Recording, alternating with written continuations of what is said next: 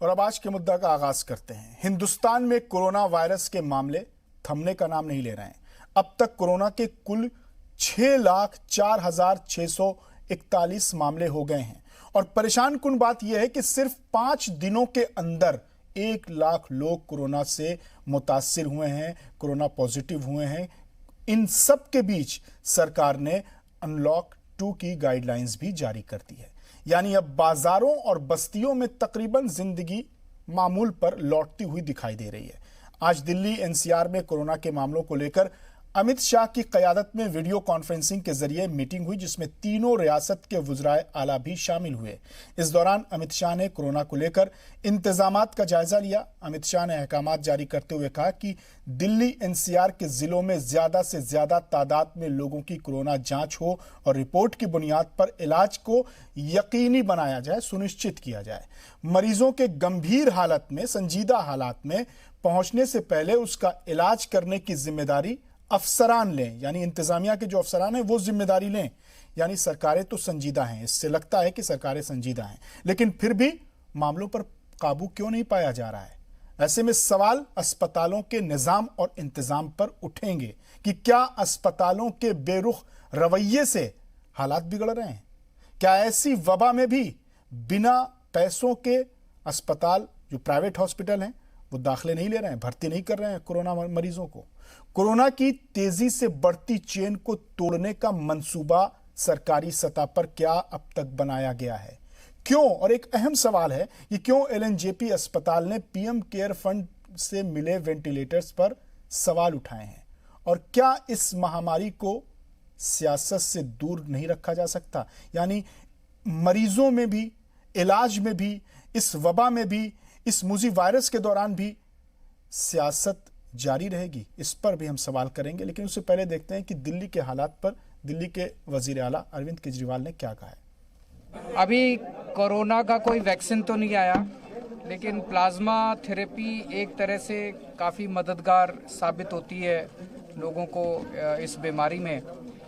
हम ये तो नहीं कहेंगे कि इससे सबको सारी डेथ ज़ीरो की जा सकती है, लेकिन फिर भी हमें उम्मीद है, अभी तक जो नतीजे आए हैं प्लाज्मा थेरेपी के, कि ये काफ़ी मददगार साबित होती है और मौत को कम करने की इससे मदद मिलेगी लोगों की, और जान बचाने में इससे मदद मिलेगी।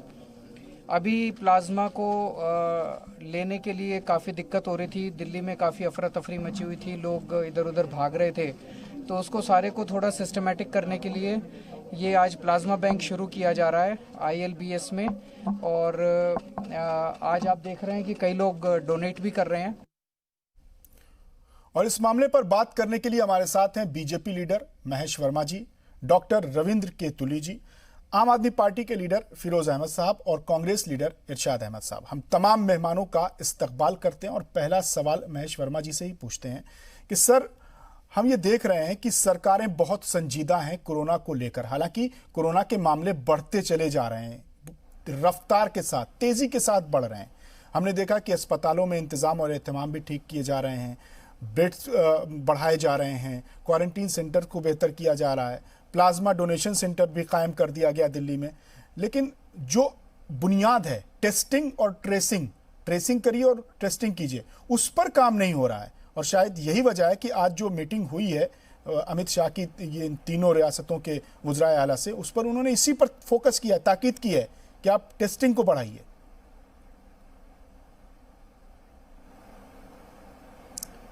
निश्चित रूप से ये चिंतनीय है और ये चिंता की जो ये स्थिति बनी है, उसके पीछे अगर मैं समझता हूँ कि कोई कारण है, तो एकमात्र ये कारण है कि जिस तरह से प्रधानमंत्री ने लॉकडाउन की दौरान जो है एहतियात, या जिस तरह के उन्होंने एक इसको लेकर देश में अपील करी और जनता कुछ हद तक उसमें शामिल हुई और जिस तरह से उसको सपोर्ट मिला, लेकिन उसके विपरीत जो विपक्ष के लोग थे, उन्होंने इस बात के लिए जिस तरह से कोसा की ताली पीटना, दिया जलाना, ये कोरोना का इलाज नहीं है, ये कोरोना से रोकथाम में कारगर साबित नहीं होगा।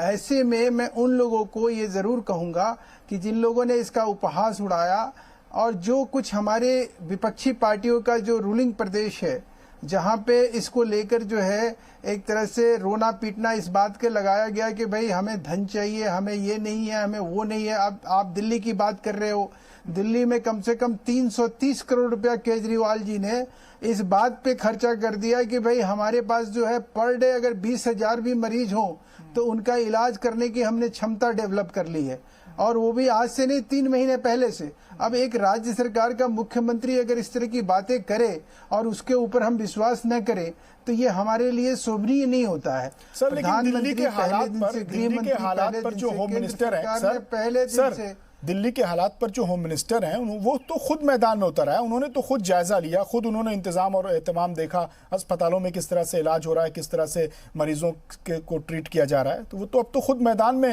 होम मिनिस्टर हैं। स्वाभाविक है, केंद्र की ड्यूटी बनती है, केंद्र सरकार की ये दायित्व है, ये हमारा कर्तव्य है। वो गृह मंत्री हैं, उनको जो करना चाहिए था वो यही करना चाहिए था कि जब राज्य का मुख्यमंत्री जो है, उप मुख्यमंत्री जो है, ये कहता हो कि भाई हम दिल्ली के लोगों के अंदर दहशत पैदा करता हो, अन्य राज्यों की स्थिति की समीक्षा हम करके उसके ऊपर कोई कारगर कदम उठाए, इसके लिए अगर गृह मंत्री ने पहल करी है तो निश्चित रूप से वो स्वागत योग्य है। और मैं आपको विश्वास दिलाता हूं कि आपको थोड़े समय के बाद जो दिल्ली की आप हकीकत देख रहे हैं, इससे अलग, इसके विपरीत आपको सब चीजें दिखाई पड़ेगी। जिस दिल्ली शहर में 9,000 बेड नहीं थे, आज 30,000 बेड है एक हफ्ते के अंदर। और आप जो उप मुख्यमंत्री दिल्ली का ये कहता था कि 31 जुलाई को 5.5 लाख 6 लाख मरीज होंगे कोरोना का, उसमें स्पष्ट रूप से हमारे गृह मंत्री जी ने कहा कि आधे से भी कम नहीं होंगे, आधे से भी कम रहेंगे।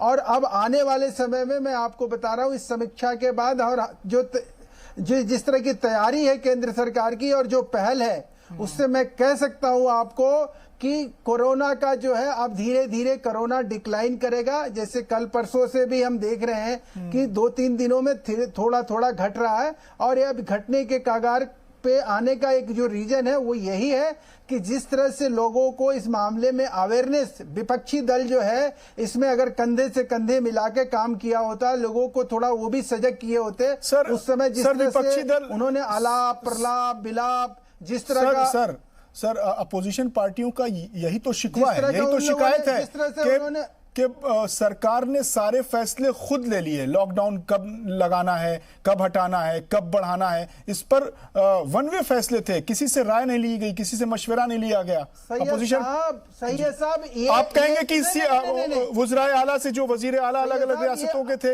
ये अधिकार की जी उनसे बात की, लेकिन अपोजिशन पार्टियों के एक साथ आप क्या बात कर रहे हैं जी, ये किसी इन्होंने ये विपक्ष के लोग की कितनी हास्यास्पद मानसिकता है, ये कितने निंदनीय है कि लोग मर रहे हैं और आप अधिकार की बात कर रहे हैं। आप कह रहे हैं सरकार ने हमें बुलाया क्यों नहीं, आपका कर्तव्य क्या था, इसमें आपकी भूमिका क्या थी, आपने कब तय किया? नहीं तो आप देश के प्रधानमंत्री की तरह सर आपके तो सर लॉकडाउन पर ही तो सवाल उठ रहा है ना, लोगों की हिफाजत को लेकर ही तो सवाल उठ रहा है। लोग लॉकडाउन जिस तरह से लगाया गया और जिस तरह से हटाया गया, लोग कहते हैं कि जब जिस वक्त सख्ती करनी थी वहां ढील कर दी गई, और जब ढील करनी थी वहां सख्ती कर दी गई। नहीं साहब, नहीं, लॉकडाउन करके देश के प्रधानमंत्री ने देश को बर्बाद कर दिया, लॉकडाउन करके देश के लोगों को जान माल का नुकसान पहुंचाया। ये देश का सबसे बड़े पार्टी का सबसे बड़ा लीडर तथाकथित वो क्या बोलते रहे सड़कों पे उतर के, क्या क्या उनके कद्दावर नेता जो है किस किस तरह के बोल बोले हैं, कितने बोल वचन इसमें आए हैं जी। ये किस तरह की चीजें हैं? हमारा कर्तव्य, हमारी ड्यूटी क्या थी कि हम देश की जनता की जान बचाएं। हम उस समय आलोचना और आरोप के जरिए सरकार को और अपनी सियासत रोटी सेकने के लिए लोगों के जान माल से हम खिलवाड़ करते रहे। यही दर्द है, इसी वजह से कोरोना बढ़ा है। कोरोना का अगर बढ़ने का कोई कारण है कि लोगों में एक ऐसी माहौल वातावरण पैदा कर देना समाज के अंदर, राज्य के अंदर, और एक अविश्वास की भावना पैदा कर देना कि साहब लॉकडाउन इस कोरोना के इलाज नहीं है, जबकि हकीकत में साहब लॉकडाउन ही इलाज था इसका। ठीक है सर। लॉकडाउन से में अगर ये परहेज थोड़ा सा हमारे विपक्षी दल के नेता जो है, अगर वो प्रधानमंत्री की तरह कोई अगर प्रयास करते, कुछ स्लोगन देते, कुछ ऐसा वातावरण क्रिएट करते जिससे कि लोगों में एक अवेयरनेस आता, लोग अपने घरों में होते। आप मुझे बताइए लॉकडाउन में भी कितना लॉकडाउन का पालन किया गया, जिस तरह के इन्होंने उन्माद उस समय फैलाया विपक्षी लोगों ने, उनसे पूछिए उनको क्या मिला। उनके घर के किसी जान माल का नुकसान नहीं हुआ, जिनके घर के जान चली गई उनसे पूछिए। ठीक है सर, देश को नुकसान हुआ उनसे पूछिए। ठीक है, आपके पास आएंगे और क्यों किया, और इस पर सवाल करेंगे कि लॉकडाउन के दौरान लोग जो अपने घरों को पैदल निकले, उसमें जो मौतें हुई हैं, जो भूख लोगों ने बर्दाश्त की है, लोग जो हजारों किलोमीटर जिन्होंने सफर तय किया है, इसका जिम्मेदार कौन है? इस पर अब सवाल हम पूछेंगे। हमारे साथ डॉक्टर साहब भी हैं, डॉक्टर रविंद्र केतुली जी। सर, मैं ये जानना चाहता हूं कि कोरोना की जो रफ्तार है वो कंट्रोल नहीं हो रही है। हालांकि सरकारी सतह पर हम यहाँ पर तनकीद करने नहीं बैठे हैं, बल्कि हम तारीफ करने बैठे हैं कि हमारे मुल्क की सरकार और रियासती सरकारों ने इंतजाम अच्छे किए हैं, लेकिन उसके बावजूद तादाद जो बढ़ रही है उसको कंट्रोल नहीं किया जा रहा है और टेस्टिंग और ट्रेसिंग पर फोकस नहीं किया जा रहा है। जी नहीं, इसमें तो कोई शक की बात नहीं है कि सब जगह हमारे देश में सेंटर से लेके और हर स्टेट्स ने अपनी तरफ से पूरी कोशिश की है। हम इसकी राजनीति ना करें, क्योंकि कोई भी कदम किया जा सकता है, उसका दूसरा पहलू हमेशा कहीं ना कहीं कमजोर रह जाता है।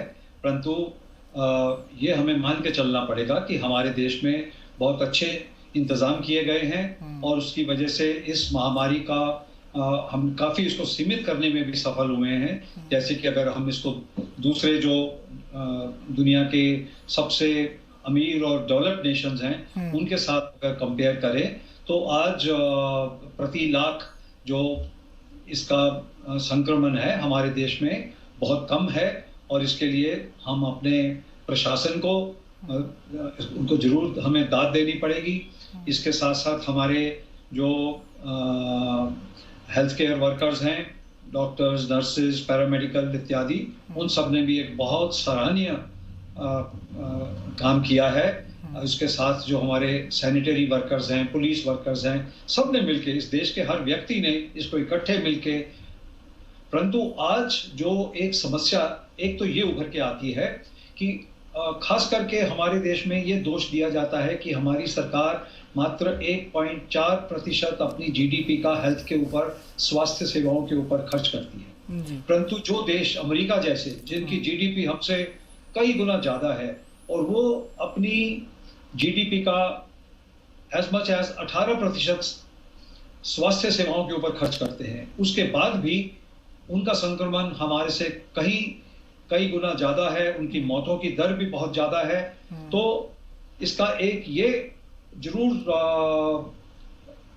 जवाब निकल के आता है कि सिर्फ मेडिकल सर्विसेज से, सिर्फ बेड्स बना लेने से या वेंटिलेटर्स क्रिएट कर लेने से या महंगी दवाइयां ले आने से इसका उपाय नहीं है। डेफिनेटली इसके लिए जो पर्सनल हाइजीन है, हैंड वॉशिंग है, सेफ डिस्टेंसिंग है और उसके साथ जो मास्क का पहनना है, इससे हमारा संक्रमण को रोकने में जरूर विशेषकर मदद मिलता है। लेकिन सर अब तो जो अनलॉक 2 के फेज में हम हैं, तो अब तो सब कुछ, बाजार खुल गए, बस्तियां आम हो गई, तो कैसे इस पे हर शख्स, हर फर्द, हर शहरी, हर नागरिक कैसे अपने आप का ध्यान रखे? देखिए, अब ये हम अपने जो सेल्फ प्रोटेक्शन है, मैं अभी आ रहा हूं कि इसकी हम जो सही जड़ पे तो हम पहुंचे नहीं, और इसके साथ साथ आज बहुत ज्यादा जो हाहाकार है, जो खौफ फैला हुआ है, जो दुनिया इतना डरी हुई है, इतनी सहमी हुई है, इससे हमारे शरीर, हमारा जो रोग प्रतिरोध है, जो हमारा इम्यून सिस्टम है, उसको बहुत चोट पहुंचती है और उसके वजह से लोगों में ये संक्रमण फैलने का जो स्पीड है ये बहुत फैलती है। तो हमें ये समझना है, और हमारे स्वास्थ्य मंत्री डॉक्टर हर्षवर्धन जी ने तो कई सप्ताह पहले कह दिया था कि अब हमें इसके साथ जीने का जीने का आदत डालनी होगी। ऐसी कोई ये हुआ नहीं है, कोई खौफ नहीं है, और दूसरी बीमारियों के हिसाब से ऐसी कोई इस महामारी से, इस संक्रमण से इतनी ज़्यादा हमारे देश में मौतें भी नहीं हुई हैं। क्योंकि अगर हम देखें तो इससे पहले रोड एक्सीडेंट्स में एयर पोल्यूशन की वजह से, जो लाइफस्टाइल डिजीजेज हैं उनकी वजह से, बल्कि दूसरी वजूहात से ज्यादा मौतें हो रही हैं। हालांकि 17,000 से ज्यादा मौतें हो चुकी हैं सर अभी तक। आएंगे फिर आप और भी सवाल के साथ आपके पास आएंगे। हमारे साथ आम आदमी पार्टी के लीडर फिरोज अहमद साहब भी मौजूद हैं। फिरोज साहब, महेश वर्मा जी हैं बीजेपी लीडर, वो कह रहे हैं कि आप तो हफ्तों से डरा रहे थे कि 31 जुलाई तक 5.5 लाख केसेस हो जाएंगे, लोगों के अंदर एक खौफ, एक हिरास का माहौल पैदा कर रहे थे। और अभी जो सिनारियो है, अभी जो डेटा है, उसको देखते हुए तो हकीकत में ये नहीं लगता कि 31 जुलाई तक 5.5 लाख लोग कोरोना मुतासिर हो जाएंगे दिल्ली में। तो किस बुनियाद पर, किस डेटा पर, किस आधार पर यह दावा किया जा रहा था? शायद उनसे हमारा राब्ता नहीं हो पा रहा है। और इसी सवाल के साथ मैं इरशाद अहमद साहब के पास आऊंगा, कांग्रेस लीडर हैं। इरशाद साहब, अभी बीजेपी लीडर महेश वर्मा जी कह रहे थे कि पूरे कोरोना काल में आप लोगों ने ऐसे हालात में, ऐसी वबा में, ऐसी सूरत हाल में आप लोगों ने सियासत की, लोगों को भड़काया, लोगों को निकल जाने पर, जमा होकर अपने अपने घरों को लौट जाने पर मजबूर कर दिया गया। उनके अंदर इस तरह की ख्यालात, इस तरह के नजरियात भरे गए कि वो भूखे मर जाएंगे, वो यार हैं, इस तरह के हालात पैदा किए। ये इल्जाम है महेश वर्मा जी का। साहब, बहुत अफसोस की बात है कि साहब अकेला एक बिहार स्टेट में 50 लाख आदमी वापस आया है। और वो आप सबको मालूम है, पूरी दुनिया को मालूम है कि वो किन हालात में था। एक एक मजदूर 5-5 वक्त, 6-6 वक्त का भूखा था और किस तरह जिंदगी गुजार रहा था, मरने पे बेताब था, सड़कों पे निकल आया और रास्ते में 400-500 मजदूर रास्ते में मर गया। और कोई ऐसी किसी गवर्नमेंट ने, सेंट्रल गवर्नमेंट ने ट्रेन का इंतजाम कराया, ना उनके आने के लिए बसेस का इंतजाम कराया। बसेस का इंतजाम प्रियंका गांधी या बाकी लोगों ने कराया तो उसको आने नहीं दिया।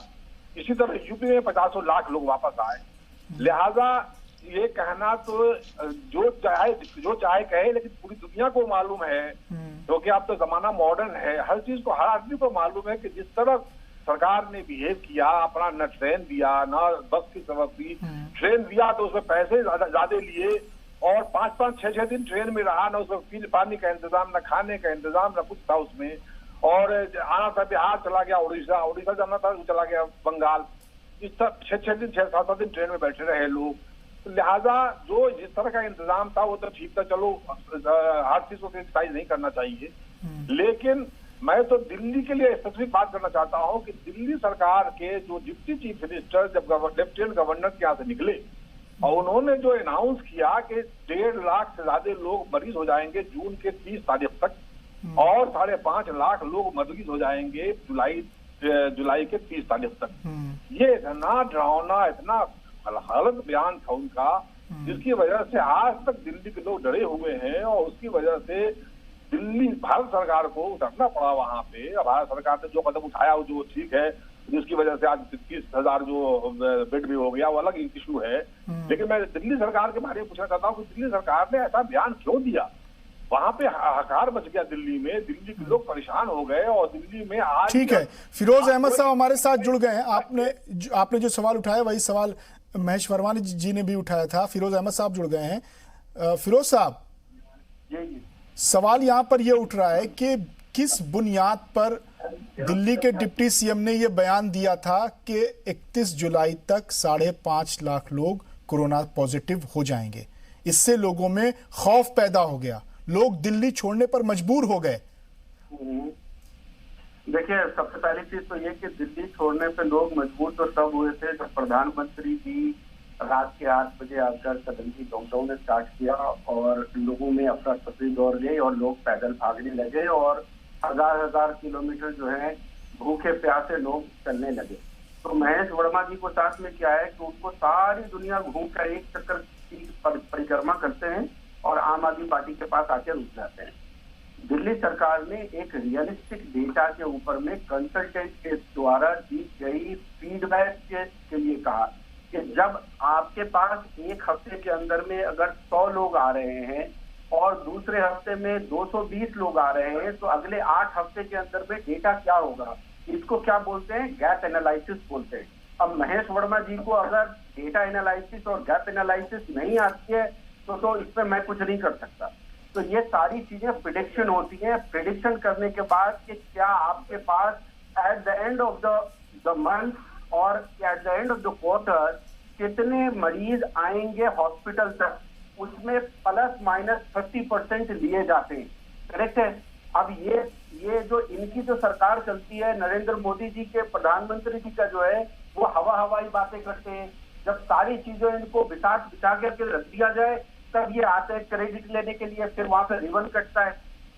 समझ रहे? ठीक है, लेकिन फिरोज साहब, ये सरकार ऐसी है जो इसके पास कोई डेटा नहीं है।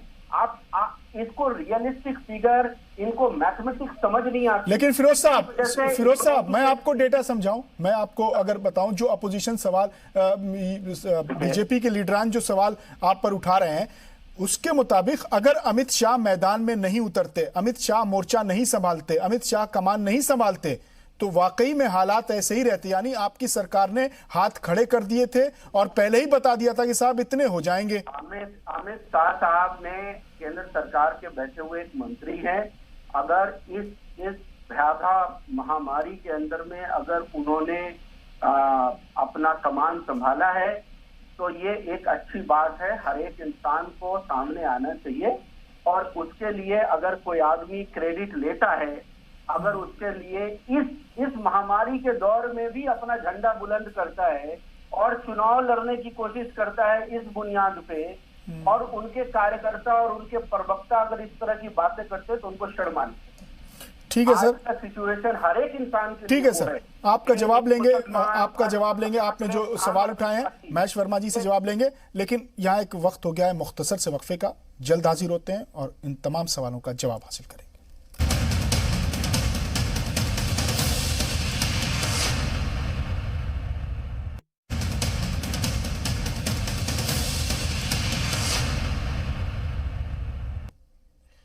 वक्फे के बाद एक बार फिर आपका इस्तकबाल है। आज का मुद्दा में हम बात कर रहे हैं नया चैलेंज, नया लाहेअमल, यानी नई स्ट्रेटजी, नया मंसूबा, नई मंसूबाबंदी की कोरोना की बढ़ती रफ्तार को, बढ़ती चेन को किस तरह से तोड़ा जाए, किस तरह से रोका जाए। महेश वर्मा जी, अभी फिरोज अहमद साहब जो सवाल उठा रहे थे, कह रहे थे कि साहब जो रोज़ाना के हिसाब से जिस तरह से तादाद बढ़ रही थी, उसके रेशियो, उसका एवरेज निकालकर उस डेटा और फिगर ऑफ फैक्ट के हिसाब से हमने पेश किया था, उसमें 30% ज़्यादा और कम लिया जाता है।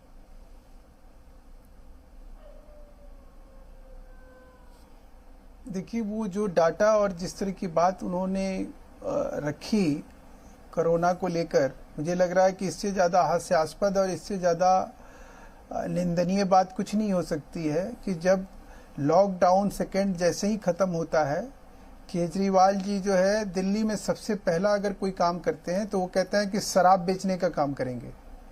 आप याद करिए कि शराब बेचने के लेकर जिस तरह से दिल्ली शहर से बाहर लोग उमड़े और जिस तरह से बाहर आके लोगों ने शराब की दुकानों पे शराब का जिस तरह से खरीदने का एक लाइन बना, एक भीड़ इकट्ठी हुई, उसी प्रकार से इन्होंने जिस तरह से सब्जी मंडी को खोला, जिस तरह का मिसमैनेजमेंट, आप मुझे बताइए कि कोरोना जैसी भयावह बीमारी जो संक्रमण से फैलती है, क्या केजरीवाल जी को मालूम नहीं था? मनीष सिसोदिया जी को मालूम नहीं था? या इनके जो और लोग इनके अधिकारी हैं, इनके कर्मचारी हैं, उनको मालूम नहीं था? इनको सबसे पहले क्या लॉकडाउन 2 खत्म होने के साथ ही सबसे पहले शराब बेचने की जरूरत थी? एक बात। दूसरी बात सुनिए कि दिल्ली शहर में 750 करोड़ रुपया का अनाज का एक पैकेज जो है केंद्र सरकार से दिल्ली सरकार को दिया गया। आज के डेट में ये हिसाब नहीं दे सकते हैं कि इन्होंने उसको दिया किसको, इन्होंने किसके थ्रू बांटा। ये हर रोज ये क्लेम करते रहे कि हम जो है एक 10 लाख लोगों का खाना जो है डेली दिल्ली सरकार जो है लोगों को दे रही है। कौन सी रसोई में ये 10 लाख का खाना जो है ये देते थे? 330 करोड़ रुपया का विज्ञापन ये लोग छाप के ये कहते रहे कि हमारे पास 20,000 बेड है, अब 2,000 बेड आपके पास थे नहीं और आप 20,000 बेड का क्लेम कर रहे थे। तो मेरा सिर्फ ये कहना है कि डाटा इस तरह की बाजीगरी और इस तरह के हथकंडे अपनाकर आप जिस तरह से लोगों का अगर जान से खिलवाड़ किए हैं दिल्ली में, ये किसी भी तरह से दिल्ली की जनता इसके लिए आपको माफ नहीं करेगी। आप आज के डेट में किसी भी दिल्ली के किसी भी निवासी से पूछिए, वो कहता है कि केजरीवाल ने जो चीज भी इसमें किया उसने बिल्कुल झूठ बोला। हम लोगों को किसी भी तरह से कोई मदद नहीं मिली, ना वो इलाज के लिए ना किसी तरह का सहायता के रूप में। आज की डेट में राज्य सरकारें जो मजदूर पलायन पे मजबूर हुए, ये जो आप इरशाद साहब कह रहे थे, मुझे फक्र होता आज कि कोई कांग्रेसी नेता जाता और कहीं किसी मजदूरों के लिए कैंप लगाता, कहता भाइयों आपको यहां से जाने की जरूरत नहीं है, आप जाएंगे कोरोना के संक्रमण के फैलने में बहुत ज्यादा रोकने में, उसके संक्रमण रोकने में बहुत बड़ी डिफिकल्टी होगी, आप यहीं रहिए, हम लोग सामूहिक रूप से सब लोग अपने सहयोग से आपको खाना देंगे, आपको पीना देंगे, आपको समुचित व्यवस्था करेंगे। दूसरी तरफ कि इनके यहाँ जितनी राज्य सरकारें थी उन्होंने ये कह दिया कि साहब हम तो कुछ नहीं करेंगे, केंद्र सरकार ट्रेन उपलब्ध कराए तब इन मजदूरों को हम उनके घर भेजेंगे। पंजाब हो, राजस्थान हो, महाराष्ट्र हो, जहां से अधिकतर बिहार और उत्तर प्रदेश और उड़ीसा के और बंगाल के माइग्रेटेड मजदूर का पलायन हुआ, जो लोग पैदल गए, जो लोग ट्रेनों से कट के मर गए, जो राजस्थान से एक टेम्पो में चले 26 लोग जो है। लेकिन सर जब कांग्रेस ने बसों का इंतजाम किया सर, तो आप बसों के नंबर खंगालने लगे। अरे आपको इजाजत दे देनी चाहिए थी कि चलो किसी पार्टी ने पहल की है, ले आओ बसों का नंबर, बसों के लाइसेंस, बसों के कागजात। बिल्कुल आपने सही कहा। वो भी एक सियासी ड्रामा था, जो कि 1,000 आप 10,000 बसों का नंबर दे दीजिए और उसके लिए आपके पास 10 आदमी ना हो, उसके लिए आप 10 आदमी को आपने बुलाया नहीं, 10 आदमी वहां खड़े नहीं मिले, आपने कहा कि हमने 1,000 बस वहां खड़ी कर दी, वहां 10 बसें नहीं खड़ी थी। जो नंबर आपने दिया उनके पास कोई फिटनेस नहीं था, जो ड्राइवर का नाम दिया उनका कोई अता पता नहीं था। अरे आप कर क्या रहे हैं? आप सियासी ड्रामा। मैंने शुरू में आपसे कहा साहब कि कोरोना को अगर हराने में जरूरत थी तो हम सबको मिलकर पूरी ताकत के साथ लड़ना चाहिए था, ना कि सियासी ड्रामा। प्रधानमंत्री ने पहले दिन सबसे हाथ जोड़ के अपील करी कि भाइयों इस बीमारी से अगर लड़ना है, मुकाबला करना है तो अपने आप को जो एहतियात है उसको आप बरतिए। उस एहतियात में उन्होंने देखिए कोरोना युद्ध, जो उन्होंने कोरोना योद्धा का नाम दिया हमारे डॉक्टर्स के, हमारे पुलिसकर्मी को। आप मुझे बताइए, जो आप कह रहे हैं कि जो पलायन हो रहा था, उस समय पलायन के दौरान सिर्फ 2 ही ऐसे कर्मचारी, सरकारी अधिकारी और कर्मचारी इस काम में जुटे हुए थे, या तो पुलिसकर्मी थे या स्वास्थ्य कर्मी थे। कोई प्रशासनिक अमला जमला जो है इसमें कोई इंटरेस्ट नहीं ले रहा था। राज्य सरकार को चाहिए था कि स्थानीय प्रशासन को इस बात के लिए अलर्ट करे कि जो लोग पैदल जा रहे हैं उनको किसी तरह से एक शिविर कैंप बनाते। दिल्ली में आपको कितना शिविर कैंप मिला, आप मुझे बता दीजिए। यहाँ कितने लोगों को जिनके पास राशन कार्ड नहीं था उनको इन लोगों ने भोजन दिया?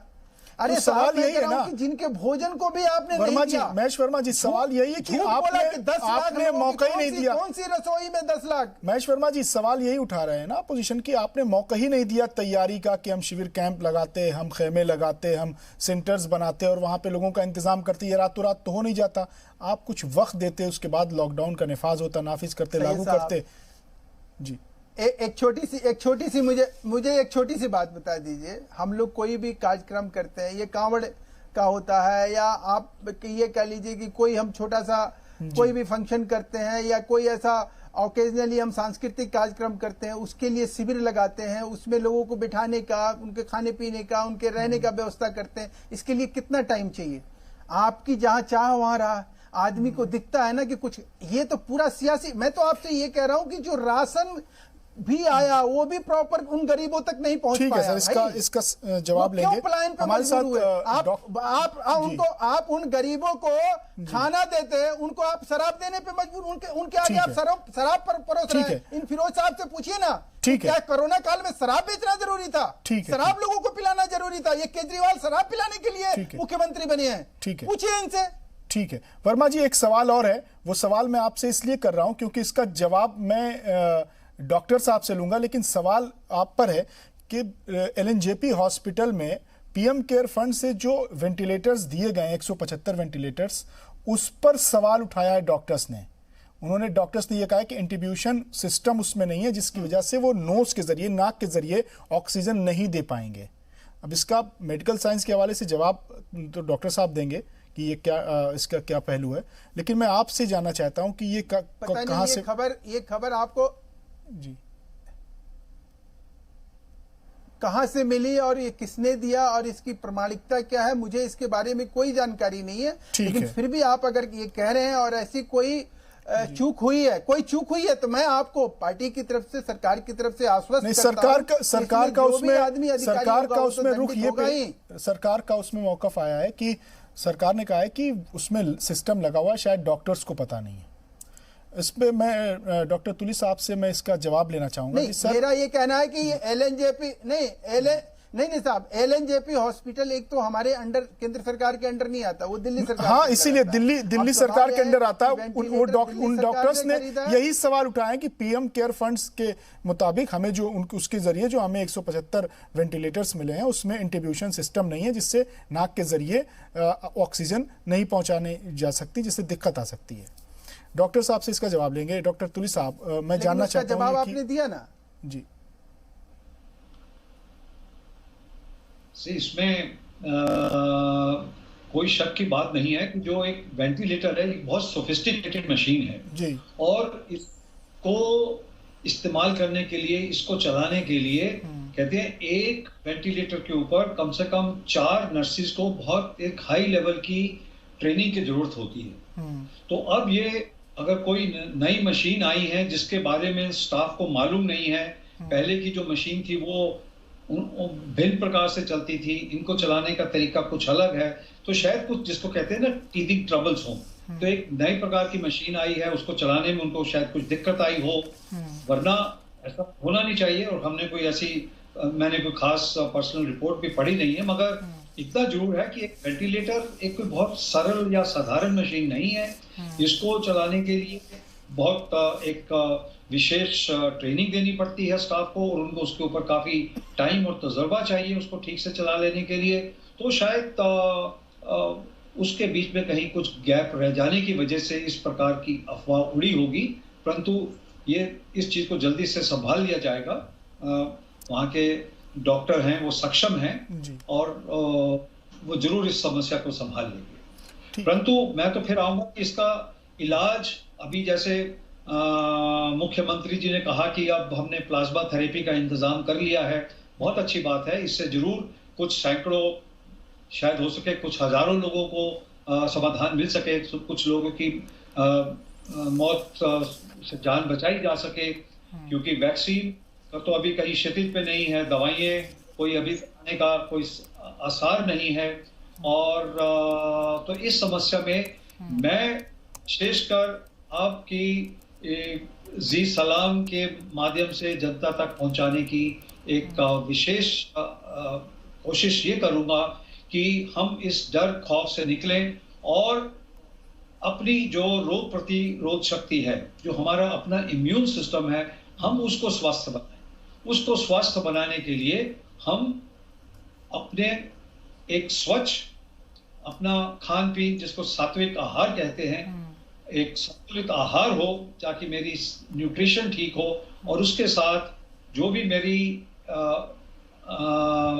मैं जो भी इबादत करता हूँ, जो भी प्रार्थना करता हूँ, जो भी कहते हैं ना, जिसको कोई भी प्रकार की प्रेयर है, मंत्र है, चैंटिंग है, और उसके साथ साथ जो योग क्रियाएं हैं, विशेष करके इस माहौल में योग आसन करना, योग प्राणायाम करना, ये एक बहुत बड़ी हमारे स्वास्थ्य के लिए उपलब्धि होगी।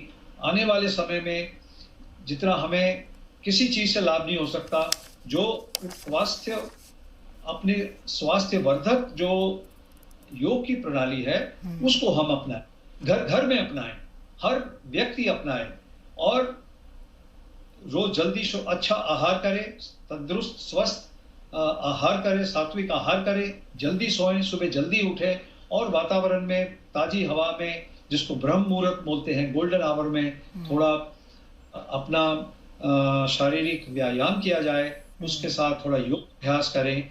आसन और प्राणायाम। देखिए प्राणायाम अल्टीमेटली क्या होता है, जब इस कोविड की अल्टीमेट स्टेज में जाके जब मैं अपना सांस नहीं ले पाता तो मुझे वेंटिलेटर और इस प्रकार की मशीनों लगाई जाती है। पर अगर मेरा अपना वेंटिलेटर सिस्टम, मेरा रेस्पिरेटरी सिस्टम स्वस्थ होगा, जो कि आसन करके और प्राणायाम करके जिसको कि बहुत अच्छा बनाया जा सकता है और इसके लिए कोई महीनों की जरूरत नहीं है। आज ही हम शुरू करें, कल से हमें इसका फायदा नजर आना शुरू होगा। तो इससे हमारी वेंटिलेटर कैपेसिटी बढ़ेगी, हमें ऑक्सीजन की कमी नहीं होगी, हमें ये निमोनिया इत्यादि की नौबत भी नहीं आएगी, और बल्कि पता ही नहीं लगेगा, जिसको कहते हैं ना कि एसिम्प्टोमेटिक कैरियर। अगर मुझे संक्रमण हो भी गया तो मेरे शरीर के ऊपर इसका कोई नुकसान नहीं हो पाएगा, और मैं इस प्रॉब्लम को, अल्टीमेटली 95% लोग इस संक्रमण से खुद को ठीक करके निकल रहे हैं। इसका क्या मतलब है कि जिनका अपना इम्यून सिस्टम स्वस्थ है, रोबस्ट है, वो तो इस जंग से जीत जाएंगे, और जिनका स्वस्थ सिस्टम कमजोर है, जिनकी अपनी इम्यूनिटी कमजोर है, वो बेचारे 5% लोग जिनको कि हॉस्पिटल में एडमिशन या उनको, तो एहतियात बहुत जरूरी है, और एहतियात और जो हिंदुस्तानी जो तरीका है, चाहे वो तिब का तरीका हो, चाहे वो आयुर्वेद का तरीका हो, चाहे यूनानी का तरीका हो, जड़ी बूटियों के साथ, खमीरों के साथ, माजून के साथ अगर जिंदगी गुजारी जाए इस दौर में, तो इस वायरस को शिकस्त दी जा सकती है। मेरा सवाल अब आम आदमी पार्टी लीडर फिरोज अहमद साहब से है। फिरोज साहब, महेश वर्मा जी सवाल उठा रहे हैं कि जब राशन की ज़रूरत थी, जब लोगों की मदद की ज़रूरत थी, तो उस वक्त आप खड़े नहीं हुए, राशन के बजाय आप शराब बांटने लगे लोगों को। अच्छा, मैं महेश वर्मा जी के 3 सवाल का जवाब दे। सबसे पहले महेश वर्मा जी ये पूछ लीजिए कि जो अनलॉक की जो पॉलिसी बनाई थी वो गवर्नमेंट ऑफ इंडिया ने बनाई थी या स्टेट गवर्नमेंट ने बनाई पहली चीज। तो अनलॉक की पॉलिसी के अंदर में क्या वाइन स्टोर्स को खोलने की पॉलिसी सिर्फ दिल्ली के लिए बनाई थी या हिंदुस्तान के लिए? सवाल वही दे दे, जवाब उन्हीं से मिल जाएगा, हमसे पूछने की कोई जरूरत नहीं। दूसरी चीज, फूड सप्लाई और पीडीएस सिस्टम का इंफ्रास्ट्रक्चर गवर्नमेंट ने तैयार किया था या केंद्र सरकार ने तैयार किया था? अगर उतने ही ज्यादा रिस्पॉन्सिबल हैं तो क्या रामविलास पासवान जी ये ऑफिशियल स्टेटमेंट देने के लिए इच्छुक हैं कि दिल्ली के अंदर में जो भी पीडीएस सिस्टम का डिस्ट्रीब्यूशन हुआ है गलत तरीके से हुआ है, क्योंकि उसके अंदर में गवर्नमेंट ऑफ इंडिया की इन्वॉल्वमेंट होती है और सारी चीजें आईटी इंफ्रास्ट्रक्चर से लैस होती है, और हर एक दिन का डेटा डिस्ट्रीब्यूशन का डेटा अपलोड होता है गवर्नमेंट ऑफ इंडिया की वेबसाइट पे। लेकिन सर, राज्य सरकारों की जिम्मेदारी होती है ना, राज्य सरकारों की जिम्मेदारी होती है ना, केंद्र की जो योजनाएं होती हैं सारी 70-30 फाइनेंशियल रेशियो पे होती है। आपने इनके झूठ को सही तरह से पकड़ लिया। आप सुन, कोरोना के स्पाइक का परसेंटेज दिल्ली का देख लीजिए और कोरोना के स्पाइक का परसेंटेज रेस्ट ऑफ इंडिया का देख लीजिए, पहली चीज। दूसरी चीज, ये सबका जानता है कि कोरोना का मेड इन इंडिया तो है नहीं, मोदी जी का तो बाकी चीजें कोई मेड इन इंडिया हुई नहीं, वही साबित करना चाहते हैं कि कोरोना मेड इन इंडिया है। तो जो दिल्ली के अंदर में जो मरीज आए वो एक्सटर्नल सोर्स लेकर आए, एक्सटर्नल सोर्स जब लेके आए होंगे तो गवर्नमेंट ऑफ इंडिया के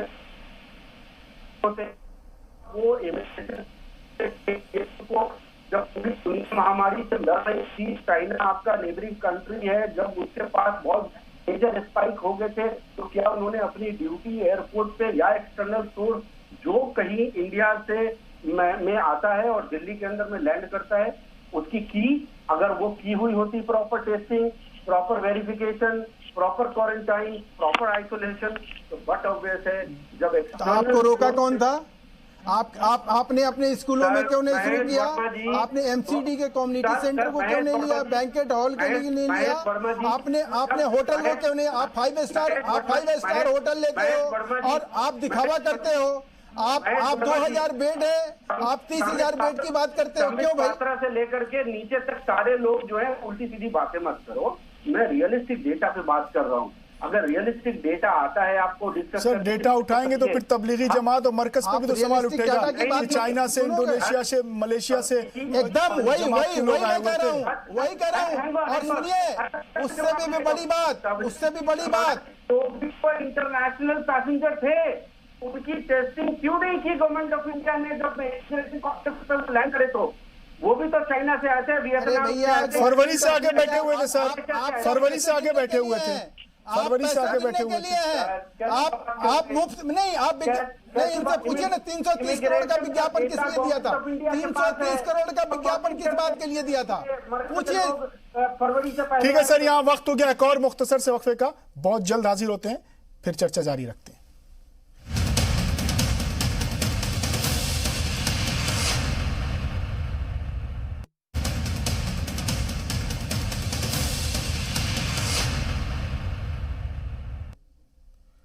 वक्फे के बाद एक बार फिर आपका इस्तकबाल आज का मुद्दा में हम बात कर रहे हैं नया चैलेंज और नया लाहे अमल।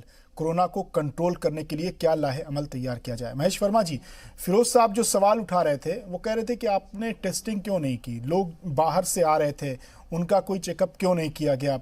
ये इंटरनेशनल कैरियर था, ये हिंदुस्तान में आया, फरवरी से ही दिसंबर से चाइना में ये फैला हुआ था, उसके बावजूद लोग बिना रोक टोक आते रहे और यहाँ पर बड़े बड़े इवेंट हुए। चलिए, मैं तो कह रहा हूं कि जो कुछ भी ये बता रहे हैं, हमें समझा रहे हैं, वो हमें समझ में आ रहा है कि ये अपने फेलियर को छुपाने के लिए कह रहे हैं। ये कह रहे हैं कि अब ये डाटा और ये ज्ञान गणित जो ये आप रख रहे थे वो सब फेक और झूठ था। आपने भी उनसे जो सवाल किया उसका भी उन्होंने जवाब नहीं दिया। हमारे यहाँ जो पहला केस जो डिटेक्ट हुआ वो जनवरी में आया और फरवरी के बीच में हमने आके पूरी प्लानिंग और हर एक एयरपोर्ट पे ये हमने सुविधा दे दी थी। लेकिन इस बारे में दुनिया जानती है, आप कई बार इसके ऊपर डिबेट कर चुके हैं, आपके दर्शकों को अच्छी तरह से मालूम है कि केंद्र सरकार ने किस तरह के एहतियात बरते। लेकिन सवाल ये है कि दिल्ली में जो आज ये विकराल रूप धारण किया, ये इतने लोगों की जो जान गई और ये मुख्यमंत्री जिस तरह से चीजों को बाजीगरी के जरिए इस कोरोना में भी अपनी बाजीगरी से बाज नहीं आए, उस बात को बताना तो जरूरी है ना साहब। आज के डेट में भी अगर हम इस तरह की चीजों को नहीं सोचेंगे तो लोगों की जान नहीं बचेगी। आपको सुन के हैरानी होगी कि शाहिद सिद्दीकी साहब है, राज्यसभा के सांसद रहे हैं, बहुत वरिष्ठ पत्रकार हैं, उन्होंने ट्विटर पे दिल से बद्दुआ निकाली केजरीवाल के लिए और क्या लिखते हैं कि इस केजरीवाल के लिए मैंने कभी दुआ करी थी कि इस केजरीवाल को 70 की 70 सीट मिले, उस केजरीवाल को मेरी भतीजी कोरोना से मर गई। ये आदमी जो है, मैं शाहिद सिद्दीकी की बात कर रहा हूं, ऑफिशियल ट्वीट है उनका। ऐसे लोग लाखों लोग हैं दिल्ली में जो केजरीवाल के लिए बद्दुआ निकाल रहे हैं कि इस आदमी ने मिसमैनेजमेंट। अब ये देखिए, अपनी मिसमैनेजमेंट की दारू के ऊपर कुछ बोलने के बजाय कि दिल्ली में एक 5 स्टार होटल 3-3, 4-4 5 स्टार होटल लेते हैं, दिखावा करते हैं। अरे तुम्हारे पास नर्सिंग होम थे, छोटे छोटे हॉस्पिटल्स थे, स्कूल्स थे, एमसीडी के कम्युनिटी सेंटर थे, बैंकेट हॉल थे। आज केंद्र सरकार ने क्या किया? राधा स्वामी से उनका जगह लिया, आईटीबीपी को कंट्रोल दिया, किसी एनजीओ से ये लिया, 30,000 बेड तैयार करके आपको दे दिया। क्या पैसा लगा? कुछ नहीं लगा। लोगों की मदद से, जन सहयोग से 30,000 बेड का एक हॉस्पिटल तैयार हो गया। ये क्या काम केजरीवाल सरकार नहीं कर सकती थी? क्या ये जो काम है महाराष्ट्र में नहीं हो सकता था? क्या ये काम राजस्थान में नहीं हो सकता था? क्या ये काम पंजाब में नहीं हो सकता था? लेकिन ये सब लोग इस चीज को कि प्रधानमंत्री ने अगर लॉकडाउन की घोषणा करी है, ये सब देश को एक तरह से डिरेल करने के चक्कर में, ये कोई भी आदमी किसी की भी मदद करने के लिए अगर बीजेपी के वर्कर के अलावा कांग्रेस का कोई वर्कर किसी को खाना का पैकेट देते हुए आपको दिखाई दिया हो, कहीं बोतल देते हुए दिखाई दिया हो, बताइए कितना बड़ा झूठ है कि ये लोग कहते हैं केजरीवाल एंड कंपनी कि हम एक दिन में 10 लाख लोगों को बना हुआ खाना परोसते हैं। ठीक है, क्या हमारे मतलब साथ कांग्रेस लीडर इरशाद अहमद साहब भी बहुत देर से जुड़े हुए हैं। जब लोगों की ऐसी मौत हो रही है दर्दनाक। ठीक है सर, इरशाद साहब, अभी आप सवाल उठा रहे थे कि लॉकडाउन के दौरान किस तरह के मंजर देखने को मिले लोग। इरशाद साहब, आपको मेरी आवाज मिल रही है? सवाल सुनाई दे रहा है? हाँ, मैं अपना सवाल दोहराता हूँ। आप अभी जब आपसे मैंने सवाल किया था तो आप कह रहे थे कि लॉकडाउन के दौरान हमें अजीब अजीब मंजर देखने को मिले, लोग पैदल रास्तों में जाते हुए दिखे, पैरों में छाले दिखे, मौतें दिखी, भूख दिखी, परेशानियां दिखी, बेबसी और बेकसी देखी, आप बयान कर रहे थे अभी। मेरा सवाल ये है कि महाराष्ट्र में बहुत ज़्यादा यूपी और बिहार के लोग रहते हैं दिल्ली की तरह, वहाँ पे तो आप सरकार में हैं, और महाराष्ट्र में सरकार की तरफ से कदम क्यों नहीं उठाया गया? क्यों कोई सोनू सूद बॉलीवुड का निकल कर आता है और वो इंतजामात करता है, वो लोगों का मसीहा बनकर उभरता है, वो मजदूरों की मदद करता है? सरकार क्या कर रही थी? आपको शायद अंदाजा होगा, आपके पास रिपोर्ट भी होगा कि महाराष्ट्र से कम 10 ट्रेनें किराया, पूरा वहां की कांग्रेस से कई मिनिस्टर और वहां के एमएलओ ने अपने पैसे से किराए पे करके वहां से भेजा, ट्रेनें भेजी बिहार के लिए। और हीरो सोनू सूद बन गया। मैं आपसे अपनी बात पे खत्म कर लूं, मैं अपनी पहली जी। मैं कहना चाहता हूं ये कि ट्रेन किसके हिस्सा है? भारत सरकार की ट्रेन है। ट्रेन की जिम्मेदारी किसकी बनती है? भारत सरकार की बनती है। अगर महाराष्ट्र की सरकार पूरी कोशिश काबिश कर भी ले तो कैसे वहां से पैदल का भेज देगी? वहां से सोनू जो थे, वो जो फिल्म के स्टार हैं, उन्होंने क्या मदद की? जब पब्लिक क्या जवाब है सर कि एक इंडिविजुअल शख्स मदद कर सकता है, लेकिन एक पूरी रियासत की, एक राज्य की सरकार मदद नहीं कर सकती? केंद्र सरकार पर उसका मुरीद इल्जाम उसे ठहरा दिया जाए। मेरी बात सुन लीजिए प्लीज जी, मेरी बात सुन लीजिए। महेश भाई को पूरा मौका दिया है, मुझे मौका नहीं दिया। नहीं, आप बोलिए। जी, मैं ये कह रहा हूँ कि सोनू जो भी है वो, उन्होंने जो मदद की, वहां जो लोग आ गए, कुछ लोग ग्रुप में 5 लोग 10 लोग 20 लोग, उसके लिए बसेस का इंतजाम कर दिया। पूरे जो लाखों लोग मजदूरों का इंतजाम करने के लिए। इरशाद भाई, एक छोटा सा सवाल था प्लीज। जी मैं ये कहना चाहता हूँ कि सरकार, सेंट्रल गवर्नमेंट के मेरा ये बाकी ट्रेन उसके जिम्मे है, और चूंकि ये मजदूर मोस्टली मजदूर बिहार, झारखंड, उत्तर प्रदेश के थे और उड़ीसा के थे, उनके लाने के लिए इंतजाम ट्रेन के हो सकता था। ठीक है सर।